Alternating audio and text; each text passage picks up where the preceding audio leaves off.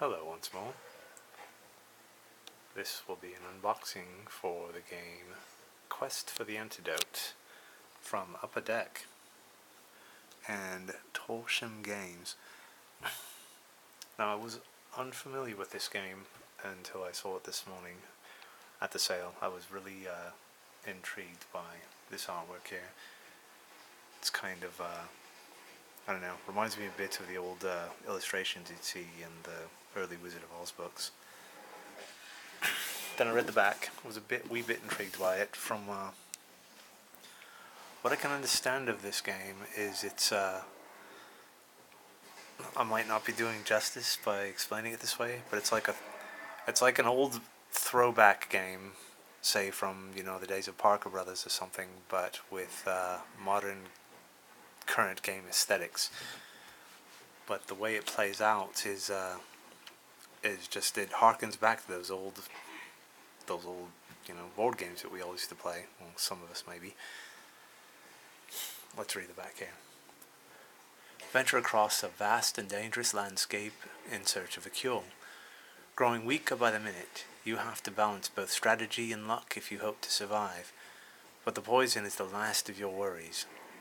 In your journey, you will need to battle monsters, outwit nature, and dodge your opponent's meddling, all while trying to find the right antidote ingredients before it's too late. Easy to learn, but impossible to master. This game is fun for all ages. Good luck in your quest for the antidote. Alright, I do actually know a little bit more about this game, but before I say anything about it, I'll open it up.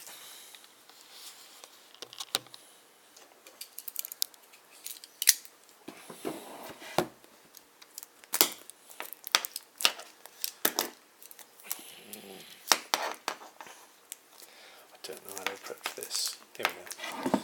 Didn't need it after all.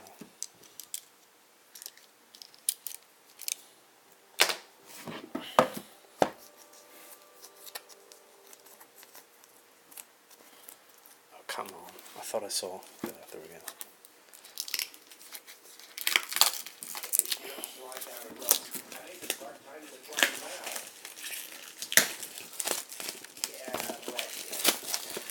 Now, I can't be in a minority in this, but whenever I think of Upper Deck, I think sports cards. That's kind of something that's hard for me to get past. It'll be interesting to see what they do with board games. I know they've done a few others, not that I could mention or name any of them.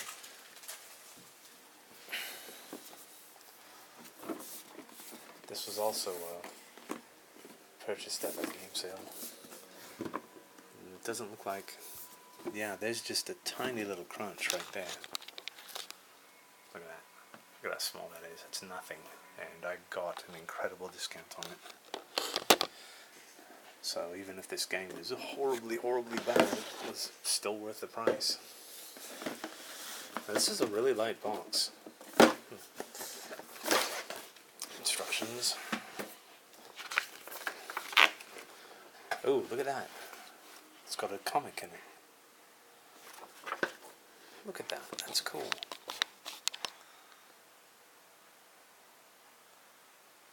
That is really cool. I wasn't expecting that.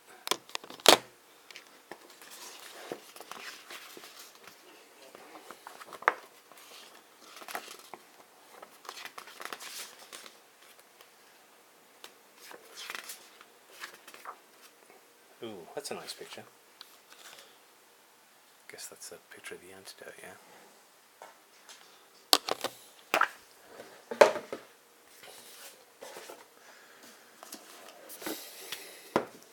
Right, so here's the game board.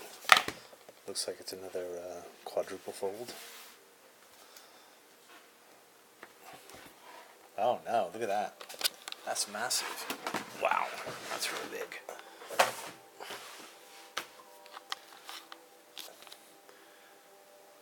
Let me try to make some room.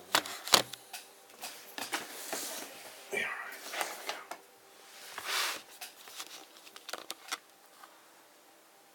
huge. Look at the real estate on that. That's really nice. So here are the components. got a pair of dice. One will be for movement and the other is for combat, I believe. D6 for movement, D10 for combat. And you might see what I mean by then, the how it's like the old board games, because you literally use a die to move along this board. You roll, you move, if you land on a monster, you do battle. Pretty simple, really. And I've got no problem with that. Makes it easier to learn. But also play it with kids, I'm sure. Ah, come on. Let's get in there. Right. So now these are the player components, I guess. So these are wood, yeah? Oh, good. They looked like they would be hollowed plastic from the picture on the back. So we've got 2 of each color.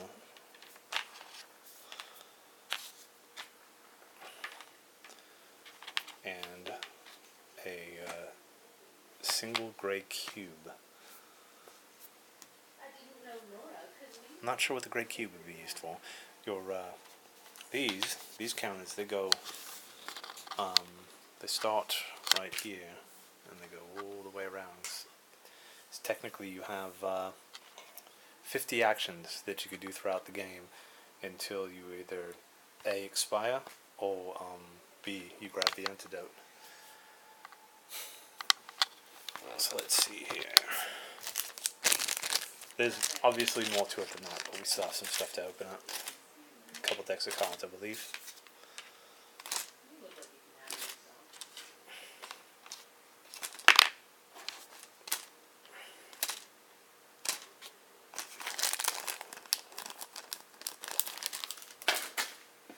More than a couple decks. We've got 3. Right. These are the monster cards, so I guess they fit on the board like that. Come on. There we go.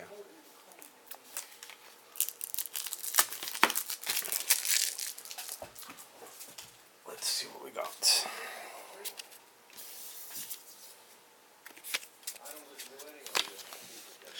We have a surly turtle, an irate pigeon, a cowardly tough, gnats, a dandelion. Look at that. He's a dandelion because he's wearing a monocle and a tough hat. That's clever. Bubble beast, bloated gnome, biting butterfly, grumpy shrub, vile kittens, jittery skunk, elderly panther, bog hag, flying lizard, the flying lizards. No, it's the flaming lips, the flying lizards. I'm sorry, I got distracted. I believe the Flying Lizards was like a new wave band in the 80s. Practicing Witch, mischievous wood elf, throttling dwarf. That is right? Throttling, yeah. Roaring ram, raving lunatic, poisonous toad, pack of wild dogs, gorging bull, wicked trickster, riled gorilla, frost devil, growling minotaur. And what's really cool about these cards is these creature cards anyway, each have their own little descriptions on them, which is really nice. It just adds some flavor to the whole experience, yeah. Stealthing croc? What is that? Stalking. I should have known that. Stalking croc. Blimey, look at that croc. Rabid she-wolf. Escaped convict. Voodoo shaman. Barrel-bellied spider. Savage succubus. Ruthless headhunter. Hungry ogress. Band of thieves. Reanimated zombie. Well, that's kind of redundant, yeah. Flaming Banshee, Rock Monster of Nor. Twisted Serpent, Tentacleaves, Spectral Phantom, Monstrous Troll, Dern Battle Staff, the Killbot, Rogue Knights, Resurrected Baroness, Sorceress of the Abyss, Dragon Hunt, Dragon Hunt. Yeah, no, Dragafont. I'm sorry, Dragafont. Finally, we have King Mithridates and his royal army. And if you're paying attention, you'll see the numbers at the top right, and that's the number you have to use to. That's the number you need to beat them in combat. As I mentioned earlier, each one has their own flavor text, which is quite nice. But what I like most about this is it's, to me, I know it's probably a way of cutting costs or something like that, but I get upset when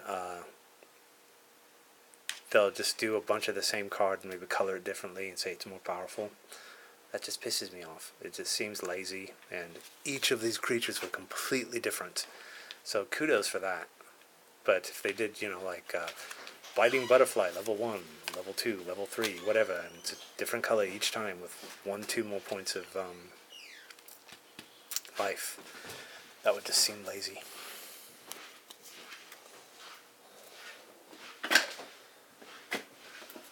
So good show with that, yeah?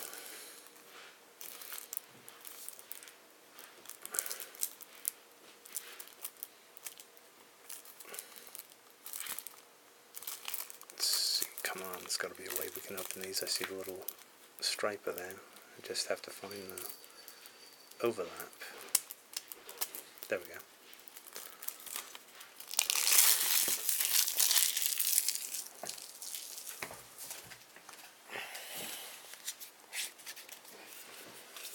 Are these? Okay, I didn't think so.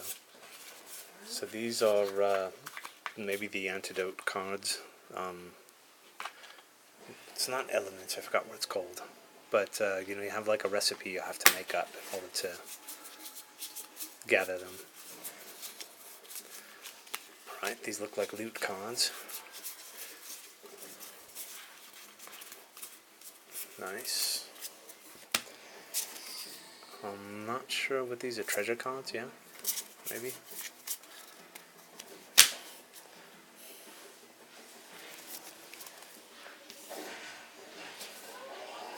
So let's look at these here. We've got Bone of Graveyard. Is that really what it says? Yeah, Bone of Graveyard. So these are the components. That's the word I'm looking for. These are the components to your Antidote. They're not going to quite be different between each person. You're going to have some components that are similar. And one of the strategies in the game is if you land on the same space as someone else, you'll have a chance to steal a component that you might need from another player. So this is the Bone of Graveyard, Dust of Pit, Eye of Cyclops, Feathers of Phoenix, yeah? No, if it's just Feathers of Eagle, Flower of the Field, Grass of the Meadow, Paw of the Bear, Snow of the Mountains, Tooth of the Beaver, Wings of Bats. Okay, so there's more of these somewhere. They're each a different color for each different player chit. So we'll separate those out. Here we got the meddling cards. These are, I guess, like player abilities you can play during the game to hinder your opponents. Vile Winds, Condition Worsens, Can I See This? Lose Control, Fallen Debris, Disoriented, Deflection, Breathless, Karma, sprained ankle, unforeseen enemy, musical chairs, lessened odds, quicksand, archer, a hole in your bag, the doctor is out, and trapped. Quite nice. I'm also glad that these are all different. So these must be the loot cards. I've got Double Steed, Sidekick, Wizard's Intervention, Pegasus, My Kingdom for a Boat, Encouraging Weather, Resurrection, Instant Victory, Fortune Teller, Summoned Fighter. Oh, I like the sound of that. So we'll also keep these separated out. Okay, I already read the meddling cards. I should just put them face down like that. I'm guessing these are a kind of loot card too. I'm not sure. Like weapon cards. Dragon Wing Glider, Sigil Ring, the King's Crown and Cape, Knight's Sword and Shield, Heart of the Machine, I like that, Battle-worn Staff, Satchel of Plunder, Seeing Stone.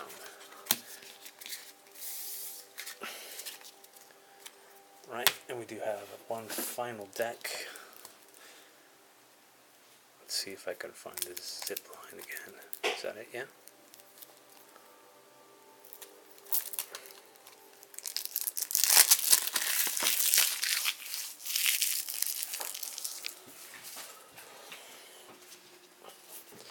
So, meddling, antidote, antidote, antidote. Yeah, you'll see the potion on the back is also of a different color, so.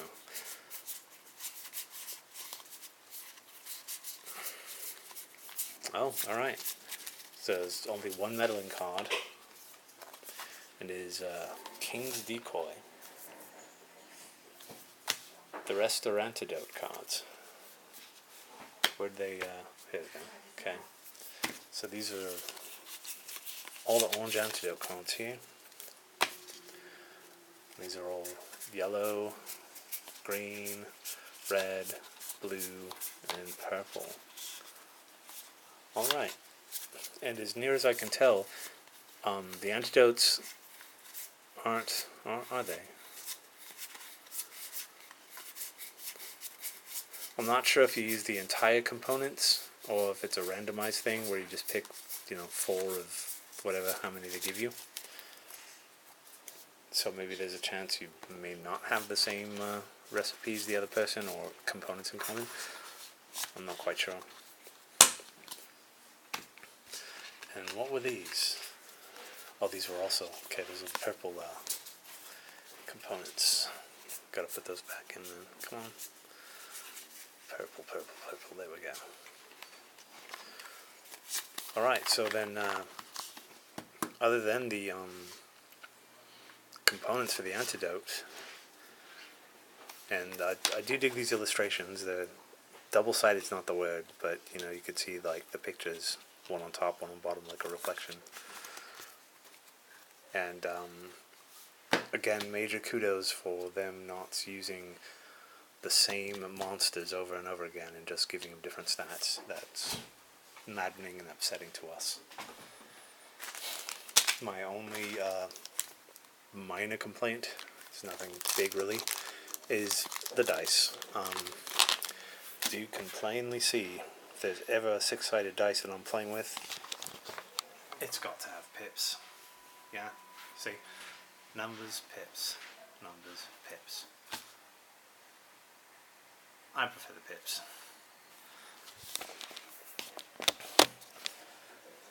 So this will be easily replaced, no doubt. And we've got a component jar of the polyhedral dice. So I might have a nice, more marbled black die or something for movement. I don't know. These can just be buried with all the other dice in there.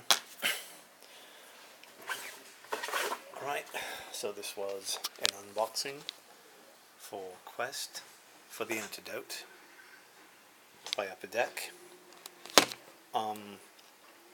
One last time, impressed so far what I see of this game. The artwork's on point. It